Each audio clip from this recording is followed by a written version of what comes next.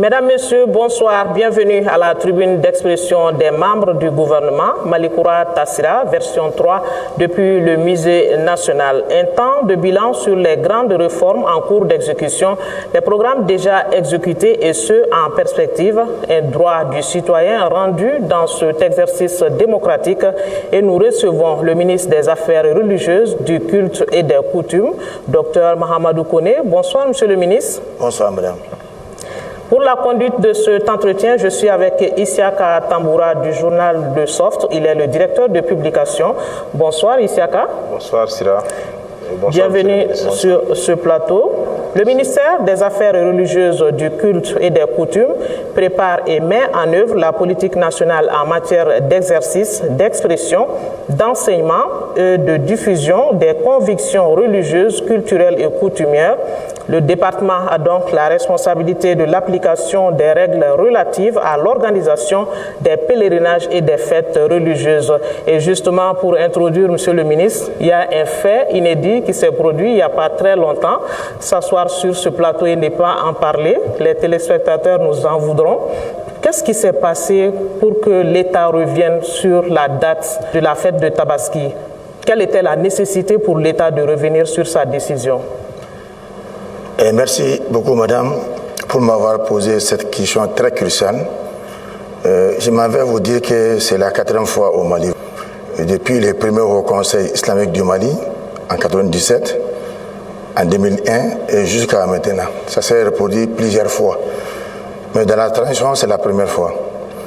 D'abord, je m'en vais vous dire que notre ministère existe pour uniquement, non seulement mettre la cohésion entre les religieux et tous les Maliens, mais pour l'apaisement des climats sociaux. L'apaisement des climats sociaux est d'aller en droite ligne et avec ce que la population elle-même veut pour son affaire. Notre ministère s'appelle le ministère des Affaires religieuses.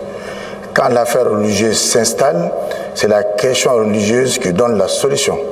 C'est pourquoi, lorsqu'il y a eu la commission d'observation de la ligne qui a été siégée 2 jours successifs pour attendre les résultats de la ligne, et ils n'ont qu'à diffuser ce qui a été relié depuis la préfecture jusqu'au niveau de notre ministère.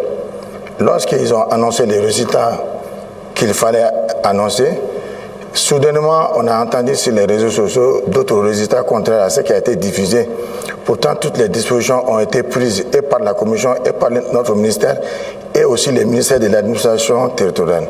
Il est bon de savoir que cette commission n'est pas seulement une commission concernant notre ministère seulement, mais il y a le ministère de l'administration territoriale aussi qui a vraiment une grande partie de cette commission.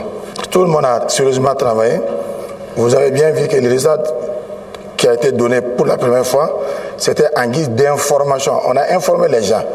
Mais le deuxième résultat, c'est en guise de communication. Parce qu'il y a différence entre l'information et la communication.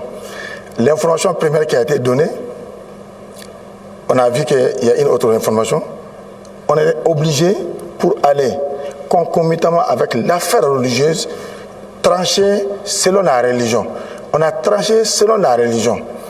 Donc, on a donné la deuxième information, contraire à la première, en guise de communication, parce que la communication est là pour informer, faire comprendre la première information. Donc, on a communiqué, après avoir eu encore l'autorisation des plus hautes autorités de notre pays, qui ont dit que tant que ce sont les religieux qui ont tranché comme ça, on doit aller comme ça. Je crois que ça a été une bonne chose, ça a même apaisé le climat social. Parce que vous avez déjà que depuis le samedi, les gens avaient commencé à parler beaucoup. Il y avait beaucoup de problèmes par rapport au samedi, mais nous, on n'attendait pas ça parce que déjà, l'information qui a été donnée, on pensait que c'est là une information finale. Mais lorsque la décision a été donnée aussi, on a communiqué sur ça, la population a été contente.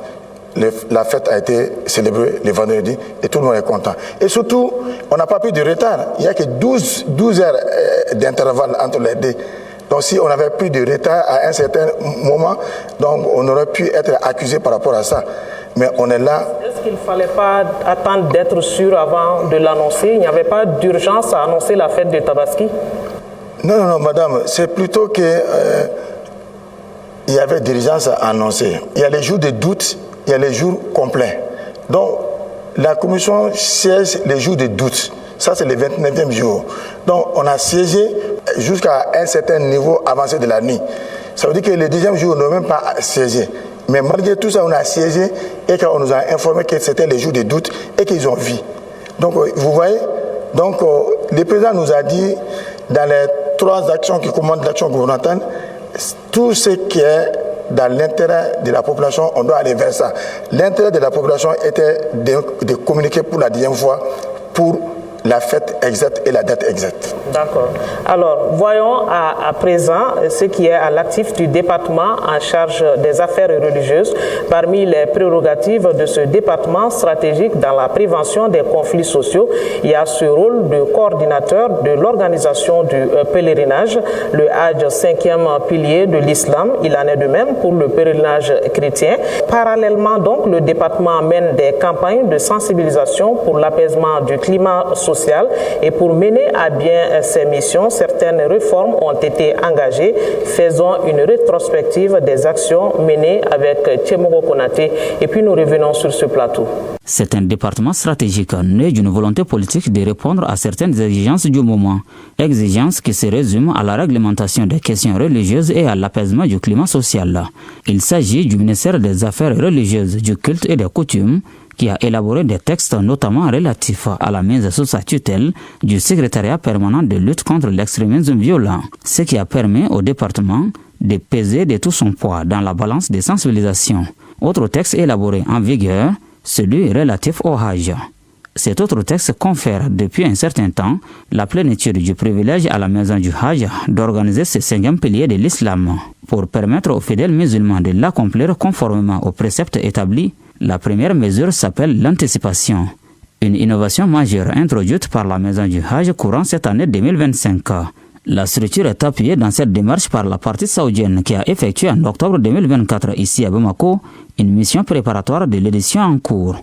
Le cadre d'échange initié pour l'occasion, une première dans l'histoire, a vu la participation de plusieurs pays d'Afrique en plus du Mali. Il s'agit du Burkina Faso, du Niger, de la Côte d'Ivoire, de la Guinée-Conakry, du Sénégal, du Togo et du Congo-Brazza.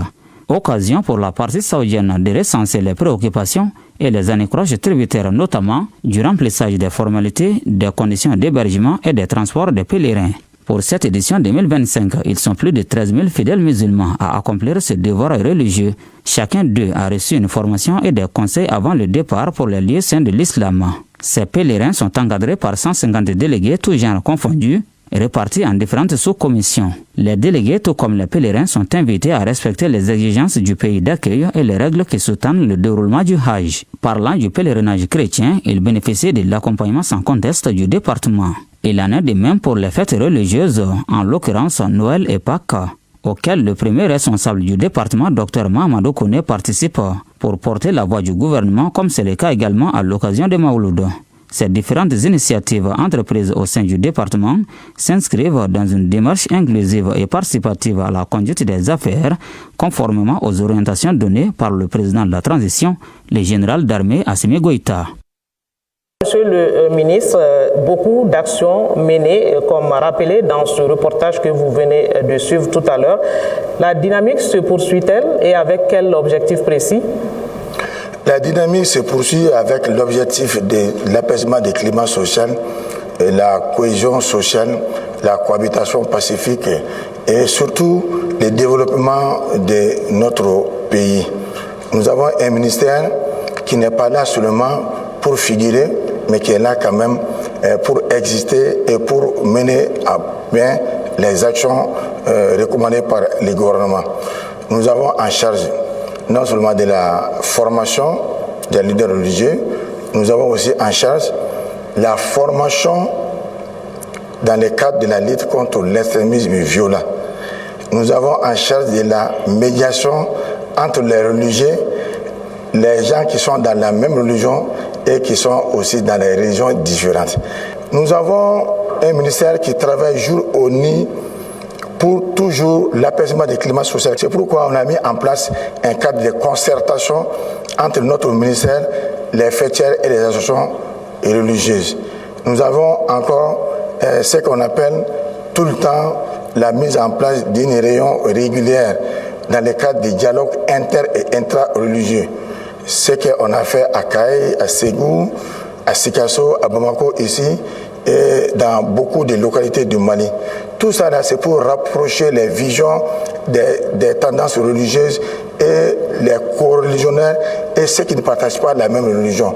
Nous avons un Mali qui est tellement beau dans sa diversification des religions. Ce qui nous a été recherché est de mettre en place cette coalition et cohésion qui doit être un ciment entre les religieux. Ce qui s'est fait et ce qui s'est beaucoup réalisé. C'est pourquoi il y a un moment où vous attendez beaucoup de crises, mais actuellement tout est aplani. C'est grâce à notre département et à notre médiation. Depuis 4 ans, le Mali est dans une phase de refondation. Qu'est-ce que votre département apporte dans ce chantier de la refondation? Merci de votre question. Notre département participe beaucoup de façon grandiose à l'édifice du Mali et surtout dans le cadre de la refondation. C'est le seul département où vous allez trouver qu'il existe partout, même là où il n'y a pas les services de l'État. Partout où vous allez trouver une église, vous allez trouver une mosquée, vous allez trouver un autre lieu culturel, vous allez trouver des hommes de culture, des hommes de coutume. Donc, tout ça, ce sont nos efforts pour toujours apaiser les climats sociaux. Dans les mosquées, dans les églises, dans tous les lieux culturels, vous n'attendrez que des voies d'orientation vers le droit chemin, des voies qui amènent les gens à être unis, des voies qui amènent les gens à rentrer dans la même porte et sortir par la même porte. C'est pourquoi, à chaque fois qu'il y a dérapage, nous cadrons à notre niveau. Et quand ça va au-delà, c'est notre département en charge de la justice qui est appelé à mettre l'ordre dans la République. Vous, en tant que médiateur, dans cette mission, est-ce que vous pensez qu'on vous entend? On nous attend beaucoup, c'est pourquoi vous ne voyez pas assez de conflits. Sinon, il y aurait à avoir beaucoup plus que ça. Dites-nous, la refondation se concrétise par quel axe au niveau de votre département? Est-ce que affaires religieuses et refondation riment ensemble?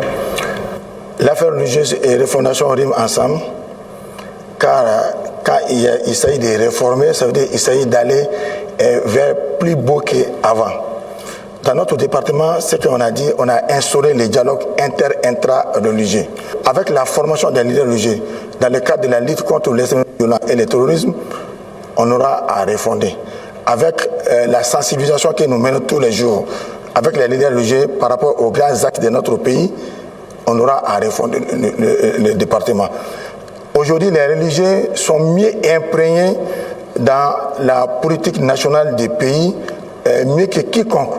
Parce que nous sensibilisons beaucoup, nous formons beaucoup et nous participons beaucoup à leur côté pour sensibiliser dans le cadre de la compréhension de l'État et surtout son développement. Est-ce que la refondation passe aussi par de nouveaux textes, de nouvelles législations par rapport aux affaires religieuses? La refondation forcément passe par des nouveaux textes. C'est pourquoi vous avez bien vu la maison des Hajj qui est là, qui est NEPA. On a beaucoup refondé là-bas. Parce que là-bas, c'était le département, le cabinet qui était en charge de toute organisation du Hajj. Pourtant, la maison des Hajj, en tant que maison mère, était là. Donc, avec notre arrivée, on a mis un texte sur place pour donner tout à la maison des Hajj en guise de refondation.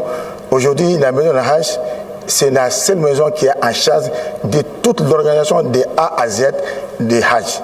Les Hajj, cette année, quand ça vient de ma bouche, ça ne devait pas être trop sincère, mais je crois qu'ils vont vous le dire, comment est-ce que ça s'est passé. Mais moi, on trouve que moi et mon département, avec tous nos partenaires, on a brillamment organisé les Hajj et les premiers même en train de dire que ça a été les Hajj VIP. D'accord, on va parler du climat inter- et intra-religieux maintenant. Vous en aviez déjà commencé à en parler, mais dites-nous, quel est le tableau que vous dressez? Il est reluisant ou bien il est à refaire? C'est un tableau à féliciter par rapport aux efforts fournis. Parce que dans mon département, beaucoup de gens ne voient que les résultats, qu'ils ne sentent pas que c'est notre résultat. Lorsqu'il y a l'accalmie totale, personne ne nous demande. Lorsqu'il y a le calme olympien, personne ne nous demande. Lorsqu'il n'y a pas de guerre dans les réseaux sociaux entre les religieux, personne ne nous demande.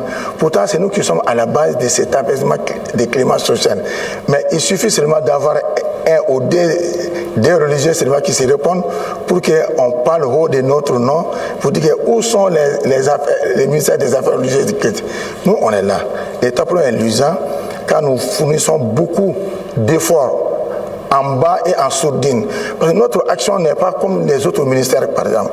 Si c'était le ministère de l'Agriculture, quand les machines viennent, directement tu vois concrètement les machines. Mais nous, lorsque nous faisons nos médiations, nous apaisons les cœurs, vous ne voyez pas les cœurs apaisés que lorsque vous allez voir qu'il n'y a pas de problème. Mais lorsqu'il n'y a pas de problème aussi, les gens ne sentent pas que c'est nous. Les gens pensent que c'est naturel. C'est nous qui sommes en bas. Moi, et l'équipe qui m'accompagne. Donc, madame, le tableau est très luisant. Par rapport à ces désordres, est-ce que vous pensez que vous pouvez continuer à être toujours en bas, à faire la médiation? Est-ce qu'il y a des mesures que vous avez entreprises pour réglementer? Oui, il y a beaucoup de réglementations qui sont dans le cadre d'adaptation. Nous avons beaucoup de textes qui sont dans les jours à venir, vous allez voir, pour réglementer les secteurs religieux. Mais quand on dit réglementer les secteurs religieux, les gens pensent qu'il s'agit de démolir les mosquées, démolir les églises. Non, les mosquées, les églises n'ont rien fait à personne. Contrairement, ceux qui sont derrière ces églises, ces mosquées, c'est des gens braves, patriotes, qui sont là pour la construction de ce pays. C'est pourquoi nous, on a fait beaucoup de réformes pour que les textes sortent enfin de nouveau des terres. Quand on parle de la refondation au niveau des affaires religieuses, ne pensez pas que ça sera tel que beaucoup de gens pensent. Le code pénal du Mali, déjà qui est à la main de la justice, prend en charge beaucoup de ce dont nous devons mettre en charge de la refondation. Par exemple, si des prêcheurs s'insultent, les gens disent que le ministre des Affaires religieuses doit parler. Mais moi, je ne dois pas parler parce que tout ce qui est infraction déjà au Mali est connu. Toutes les infractions sont déjà punies par le code pénal du Mali. Ça, c'est le ministère de la Justice. Donc, le ministre des Affaires religieuses, lorsqu'il y a un problème, lui, il va seulement en médiation et en sensibilisateur. On va sensibiliser les gens pour éviter certaines choses. Mais quand ça va jusqu'au niveau de l'infraction déjà commise, c'est un autre ministère qui prend en charge cela. Ce n'est pas mon ministère. Ça voudrait dire que votre rôle s'arrête à la sensibilisation. Le relais est pris par le ministère de la Justice. Forcément, c'est comme tout un autre ministère. D'accord. Tant que l'infraction s'installe déjà, ça sort de notre cadre, ça va dans le cadre du ministère de la Justice. Il y a un cadre de collaboration entre vous et le ministère de la Justice dans ce cadre précis? Le cadre de collaboration, chaque ministère est autonome dans la gestion de ces cadres. Donc c'est à nous de former les religieux. C'est à nous d'informer les religieux et de les sensibiliser. Bon, celui qui n'aura pas entendu cette sensibilisation va s'exposer à d'autres problèmes. Quand ça dérape, ça va du côté de la justice. Quand ça dérape, ça va du côté de la justice et la justice ne nous demande même pas. Parce que c'est leur travail. Compte tenu du fait que les religieux et les prêcheurs doivent être des exemples pour la société, chose qui vous pousse quelquefois à faire de la médiation, est-ce qu'il n'est pas aujourd'hui crucial de mettre en place un code d'éthique pour la jurisprudence avant que ça n'arrive à la justice et tout ça, ça ne fait pas l'exemple? Je m'en vais vous dire que les religieux restent toujours des exemples à suivre. Ce n'est pas parce qu'il y a un ou deux religieux qui ont dérapé un moment par rapport à quelque chose qu'on doit porter chapeau à tous les religieux, musulmans et chrétiens ou les hommes coutumiers. Non. Les religieux jouent parfaitement leur rôle jusqu'à présent. C'est grâce à leur rôle déjà qu'il y a beaucoup d'apaisement des climats sociaux. J'ai à vous dire que réellement les religieux sont sur pied. Ils aiment ce pays. Ils sont en train de faire beaucoup pour ce pays. Mais avec un ou deux dérapages seulement, on ne doit pas quand même frapper tout le monde avec le même bâton. Mais c'est des êtres humains. C'est des êtres humains. Et quand il y a dérapage, on sensibilise, on fait de la médiation. Mais quand ça va au-delà, la justice fait son travail. Et quel est l'encadrement à ce niveau? Comment vous arrivez à encadrer ce secteur qui est compliqué à vous entendre quand même? Et quelles sont les dispositions concrètes prises au niveau de votre département pour l'apaisement du climat religieux? Nous parvenons à véhiculer les messages de la République, les messages de l'apaisement du climat social, les messages de ne pas déraper, les messages de se respecter, les messages de tout ça. C'est dans ce cadre-là. Parce qu'il n'y a pas assez de paroles dans mon ministère. Il y a seulement à agir et à faire.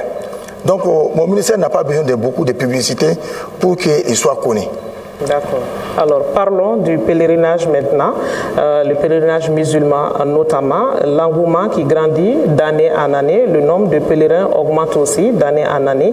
Quelles sont les innovations, quelles sont les avancées apportées dans l'organisation du Hajj?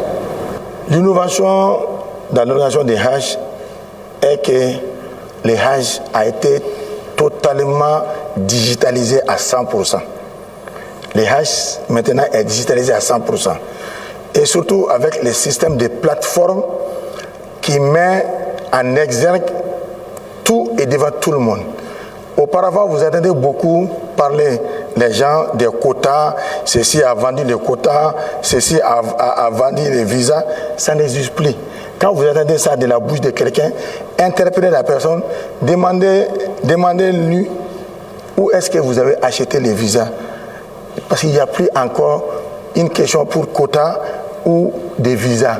Tout est sous forme de plateforme, tout est bien organisé et bien digitalisé. Donc je ne vais pas m'étaler là-dessus. Vous allez demander les agences privées, ils vont vous dire encore plus. C'est pourquoi vous ne nous attendez pas beaucoup de bruit dans l'organisation des Hajj. Parce que ça se fait maintenant de façon technique, professionnelle. La question de la répartition du quota qui a toujours été un problème, est-ce qu'à partir de la digitalisation, aujourd'hui, vous pouvez dire qu'il n'y a plus de problème par rapport à ça? Il n'y a plus de problème par rapport à ça avec la digitalisation. Et les dettes? Le Mali a purgé de ses dettes vers l'Arabie Saoudite. De 2015 jusqu'à notre arrivée au département, l'Arabie Saoudite avait beaucoup de crédits sur le Mali. Mais on a purgé de toutes ces dettes avec notre arrivée, avec notre stratégie. Aujourd'hui, l'Arabie Saoudite n'a pas de centimes avec le Mali. Comment l'État encadre ce secteur? Il y a beaucoup d'agences de voyage privées qui interviennent dans le pèlerinage musulman, le Hajj. L'État a-t-il un œil sur ces agences, sur leur gestion? Nous observons, nous surveillons, parce que tout est État. C'est pourquoi vous avez bien vu qu'on est sorti de 600 et quelques agences aux 400 et quelques agences. Maintenant, on est à 200 et quelques agences privées qui organisent les pèlerinages.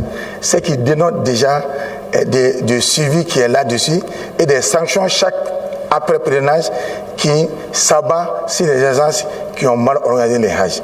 Ça veut dire que le secteur est bien contrôlé et bien surveillé. Et c'est pourquoi de 400 c'est revenu à 200 agences qui gèrent aujourd'hui? Qu'est-ce qui n'allait pas dans ce secteur? Non, il faut dire qu'est-ce qui a marché. Mais qu'est-ce qui n'allait pas? Non, qu'est-ce qui a marché?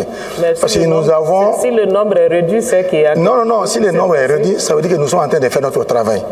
Auparavant, il y avait des fourre-tout à ce travail. On a tellement réglementé avec les cahiers de charges, avec des textes, avec des ceci et cela. On pouvait trouver une seule personne avec 13 agences privées.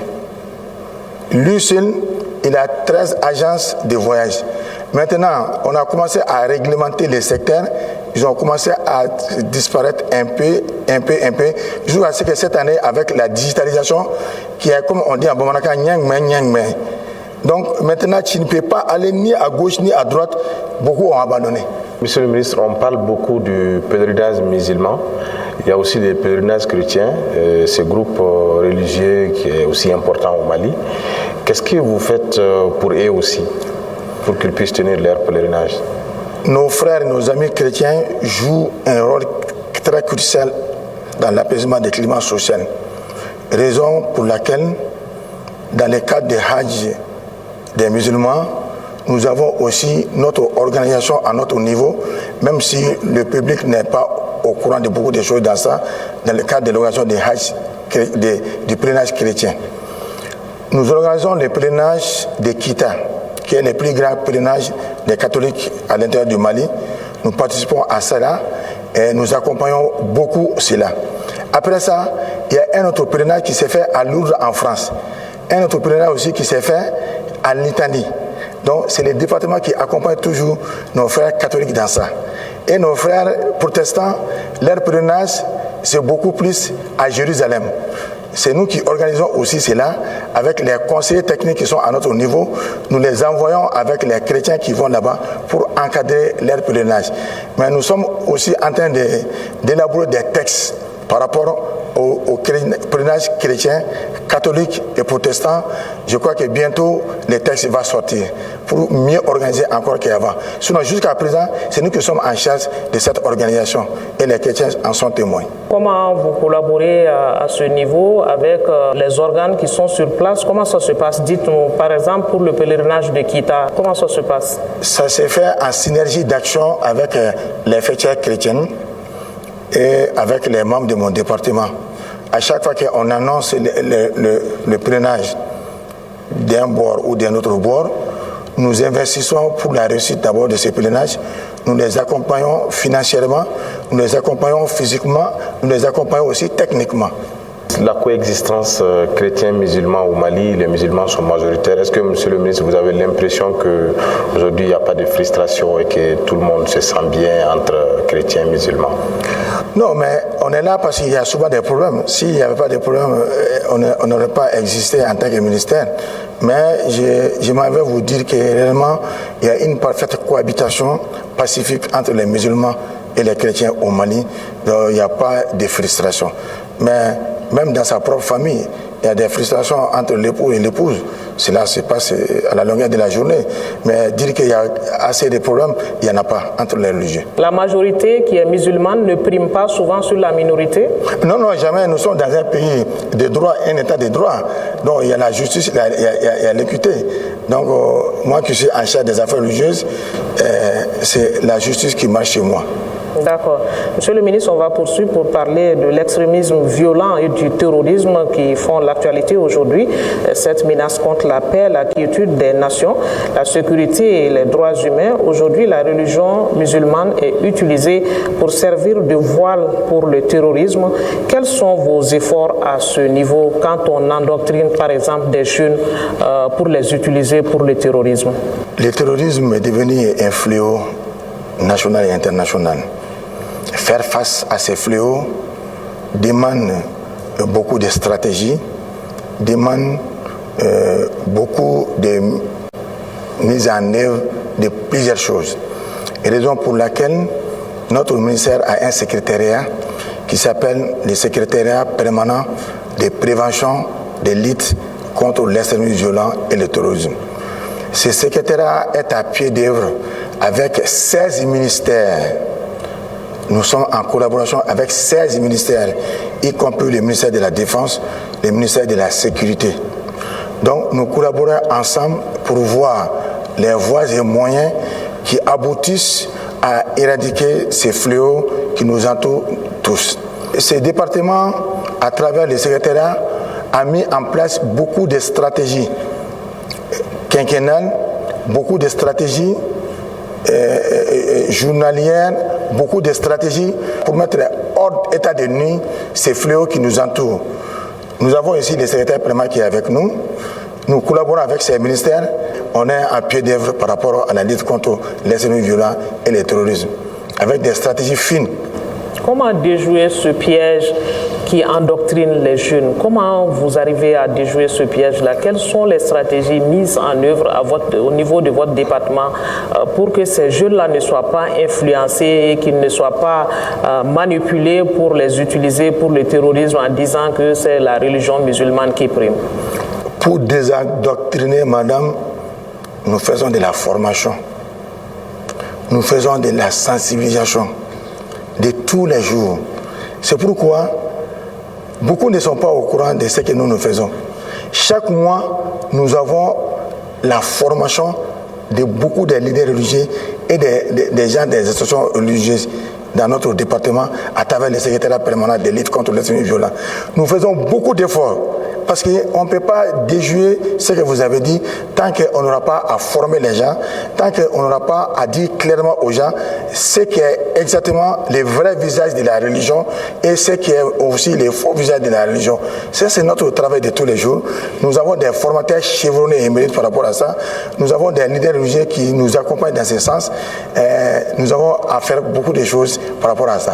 Aujourd'hui, il est apparent que à Bamako et dans les capitales régionales, nous voyons ce phénomène de petits enfants, ces petits talibés, qui sont quelquefois utilisés par leurs maîtres, les marabouts. Et ces enfants-là doivent repartir à la maison le soir, sortant tôt, avec de l'argent ou peut-être de la nourriture. Est-ce que, Monsieur le ministre, vous avez un regard sur ces petits enfants-là? Je sais que vous n'êtes pas le ministre de l'Action sociale. Est-ce que vous avez un regard là-dessus? Effectivement, les enfants des talibés sont aussi notre préoccupation. Dans ça, nous collaborons beaucoup avec le ministère de la promotion des femmes, le ministère de la jeunesse, le ministère de la sécurité et le ministère de la défense pour voir comment est-ce que ces enfants peuvent être sauvés vraiment de l'ornière dans lequel ils sont. Pour faire cela, bientôt vous allez voir un texte qui sera, Inch'Allah, voté au niveau du CNT par rapport à l'interdiction de beaucoup de ces phénomènes. Mais avant cela, nous continuons toujours notre sensibilisation. Nous allons jusqu'à chez les marabouts qui ont en charge des talibés. Nous les appelons souvent dans notre département.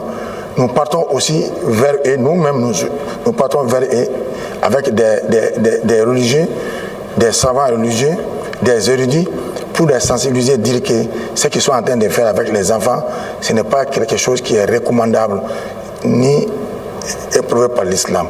Donc, beaucoup sont sortis, mais certains restent toujours. On va toujours continuer les efforts.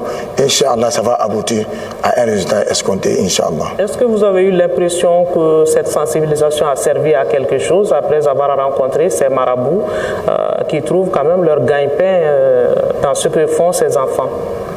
Bon, sans citer des noms, je peux vous citer jusqu'à 20 personnes qui avaient des talibés et qui se sont quand même relâchés de ces talibés et qui ont pris le bon chemin. Je peux vous citer 20 personnes, mais les noms, on n'a pas à exprimer ici. D'accord. Et selon vous, cela contribue beaucoup à l'éducation des enfants aujourd'hui, ne pas les laisser dans les rues comme ça? Cela non seulement contribue, mais ça a beaucoup contribué à l'éducation des enfants. Nous avons aussi beaucoup de ces enfants aujourd'hui. Lorsque vous les voyez dans les madrasas, vous n'aurez pas clairement qu'ils étaient dans les talibismes que vous avez dénoncé tout de suite là. Nous faisons beaucoup d'efforts, madame, dans ce sens-là, mais notre travail n'est senti que lorsqu'il y a problème. Mais lorsqu'il n'y a pas de problème, on ne voit pas. Donc, on implore les bons dieux à ce qu'on ne voit pas. Les Maliens peuvent être rassurés. Les Maliens peuvent être rassurés. Je crois qu'ils sont déjà rassurés. D'accord. Alors, on va parler, vous aviez déjà commencé à parler de cette question de formation, mais la répétition est pédagogique. On va parler de cette formation des leaders religieux aujourd'hui qui est très importante dans l'apaisement du climat social, vous l'avez dit. Et quel est le cadre de collaboration avec ces leaders religieux-là, dans le cadre de leur formation? Le cadre de collaboration entre nous et les leaders religieux, chrétiens et musulmans, est un cadre à saluer. Ils nous respectent beaucoup. Nous aussi, notre travail est de aussi les respecter, les remettre dans leur cadre normal. C'est un cadre de respect et d'écoute. À chaque fois qu'il y a un problème, d'un côté ou d'un autre côté, quand on les appelle, ils nous répondent à la minute avec notre doléance déjà satisfaite. Ça veut dire que la collaboration est franche, la collaboration est sincère entre nous et les cadres religieux, chrétiens et musulmans. Sur la formation, Monsieur le ministre, ces leaders religieux que vous envoyez quelquefois à l'extérieur pour se former, est-ce que vous faites le suivi de ce qu'ils apprennent là-bas et est-ce que cela est conforme à ce que nous attendons ici? Si vous voyez que nous avons accepté d'envoyer des leaders religieux pour une formation quelconque, soyez sûrs que nous connaissons beaucoup le contenu de la formation et la teneur. Après leur formation aussi, nous avons le suivi régulier derrière ces gens-là pour la mise en pratique de ce qu'ils ont appris comme orientation normale pour le développement d'un pays. C'est pourquoi vous avez en charge les imams formés au Maroc dans le cadre des endoctrinements, dans le cadre de la formation pour un islam apaisé et apaisant. Après leur retour, nous les accueillons. Vous avez bien vu cette année avec le premier ministre, le général de division, Dr Abdoulaye Maïga, nous avons accueilli la première vague qui a fini sa formation au Maroc et qui ont même été les premiers nationaux au Maroc là-bas. Donc après leur retour, nous les casons ensemble, nous les cadrons ensemble, nous les mettons dans notre giron, nous les formons encore de notre niveau et nous les inculquons ce qui ne marche pas avec la République et ce qui va avec la République. Donc ils restent toujours dans notre dizaine, ils restent toujours vraiment sous notre tutelle, nous les formons, nous les cadrons et nous les voyons. Ce qu'ils sont en train de faire aussi, c'est un travail très remarquable. Alors Monsieur le ministre, pourquoi spécifiquement le Maroc? Quel est le contrat avec le Maroc? Ces imams qui vont sont au nombre de combien? Ça se fait par séance? Dites-nous, expliquez-nous. On a eu à faire signer un premier accord avec le Maroc pour un nombre de 300 imams formés au Maroc. Parce qu'avant la transition, il y avait cette formation qui existait. Mais avec la formation, grâce à l'intervention du général d'armée, le président de la transition, Assimi Goïta, lui, il a pu obtenir ces 300 bourses pour nous. Donc ces 300 bourses ont pris fin maintenant et que bientôt sera le renouvellement de ces protocoles d'accord. Maintenant, ces 300 personnes qui sont allées au compte du Mali, ils nous ont honorés là-bas au Maroc. Les Marocains nous ont écrit par les textes, ils nous ont parlé verbalement par rapport au comportement louable de nos compatriotes maliens qui sont partis là-bas. Et à l'examen final, c'est Mali qui a remporté le premier prix. On a célébré ici au CCP. Donc, lors de leur retour aussi encore, la voie qu'on les voit en train de suivre, c'est une voie salutaire. Parce qu'ils sont avec nous, même pas des fonctionnaires, mais ils collaborent avec nous dans le cadre toujours des désendoctrinements des gens qui sont égarés. Donc, mais cette formation et ce travail poursuivi, on ne peut pas rentrer dans les détails car il s'agit de la lutte contre l'extrémisme violent et le terrorisme qui est un travail très complexe. Justement, par rapport à cela est de quelle utilité pour le Mali aujourd'hui quand on parle de lutte contre le terrorisme, l'extrémisme violent? Est-ce que c'est utile pour le Mali d'envoyer ces imams en formation aujourd'hui? Quelle est cette utilité? Oui, c'est parce que c'est utile pour le Mali que le Mali a envoyé et que dans leur retour, on a évalué, on a trouvé réellement qu'ils étaient utiles pour nous. Parce qu'on a pu quand même faire dénicher beaucoup de gens de cette doctrine malveillante. Monsieur le ministre, dans la globalité, quand on observe les religions, la pratique religieuse, est-ce que vous n'avez pas souvent l'impression que la religion est devenue un business pour certains? Mon frère, vous êtes journaliste, moi je suis enseignant, moi je vis de mon enseignement, vous vivez de votre journalisme. Si les religieux vivent étant religieux, dans le cadre de leur religion, ce n'est pas un problème. Mais je comprends le sens. Vivre de la religion, ça veut dire que tordir le cou de la religion pour masquer quelque chose. Et quand tu fais ça, tu seras dévoilé par Allah subhanahu wa ta'ala. Mais en tout cas, je dis et je répète, les religieux du Mali, que ce soit des chrétiens et des musulmans, moi je les félicite. Je les salue beaucoup. Si parmi eux, des gens qui ne vivent que de la religion, et ils savent de quoi il s'agit, ils doivent sortir de cela. Mais en tout cas, dans l'ensemble, moi je les salue. D'accord. Monsieur le ministre, avant de parler des perspectives, vous avez la lourde tâche, votre département, de promouvoir les valeurs sociétales. Cela se concrétise par quel acte? Pour promouvoir les valeurs sociétales, il y a plusieurs choses qui doivent se mettre ensemble pour préserver cela. D'abord, nous avons en charge de la gestion de la coutume.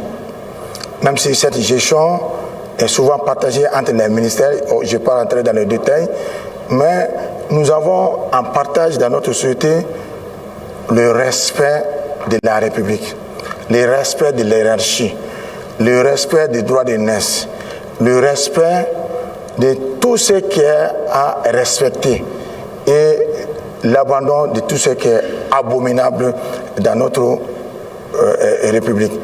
Ceci m'amène à vous dire que tout cela c'est fait par la formation, madame. Parce que c'est la formation qui doit être au centre de toutes choses. Pour connaître la valeur sociétale, il faut connaître d'abord quels sont les éléments qui sont en place pour être des éléments de valeur sociétale. Si les enfants ne connaissent pas ça, ils ne peuvent pas respecter ce dont nous avons besoin. Donc c'est pourquoi nous sommes trop basés sur la formation. Mais vous ne nous voyez pas former, mais nous formons. En sourdine. En sourdine. Parce qu'en réalité, moi, je suis quelqu'un, je n'aime pas la publicité, quoi. Nous travaillons seulement, nous travaillons comme des machines. Mais le résultat est là.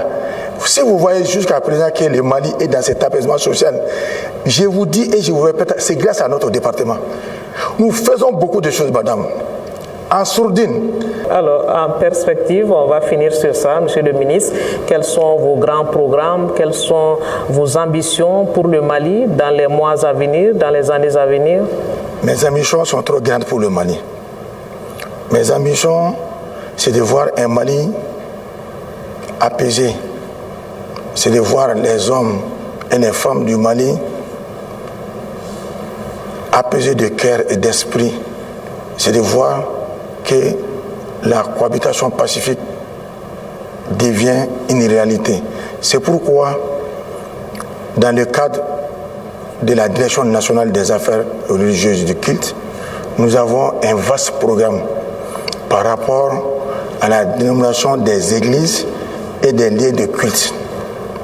Et par rapport à mettre en valeur le mariage religieux. Et par rapport à beaucoup de perspectives dont nous sommes en train de faire. Lorsque nous aurons fini avec le pontage des lieux de culte du Mali, des églises, des mosquées, des lieux cultuels, je crois qu'on aura à faire beaucoup de choses et le secteur sera bien organisé. Mais cela ne veut dire pas de démolir les mosquées ou de casser les églises. Je répète ça beaucoup. Donc les mosquées n'ont rien fait à personne et les églises n'ont rien fait à personne. Ceux qui sont à l'intérieur de ces églises, de ces mosquées, c'est des gens qui contribuent beaucoup au développement du pays. Un message au monde religieux pour fermer? Mon message au monde religieux est qu'il reste toujours uni, soudé derrière la transition, soudé derrière l'intérêt de la population malienne et d'être toujours ensemble et de ne pas se disperser avec ce qui n'a pas d'utilité. Merci, monsieur le ministre, d'être passé sur ce plateau pour ces éclairages. Merci beaucoup, madame. Merci, Isiaka, pour l'accompagnement. Alors, c'est sur ce message que cet entretien se referme. En attendant, bien sûr, d'autres forats. Nous parlions de religion, de culte et de coutume avec la riche culture malienne. Dr Mahamadou Kone, ministre des Affaires religieuses, du culte et des coutumes, a répondu à nos questions. J'étais avec Isiaka Tamboura, il est le directeur de publication du journal Le Soft. Merci pour l'accompagnement une fois de plus. Un grand merci à vous, chers téléspectateurs, de nous avoir suivis. Nous espérons que vous avez eu un intérêt à nous suivre. Merci et bonne suite de programme sur nos antennes.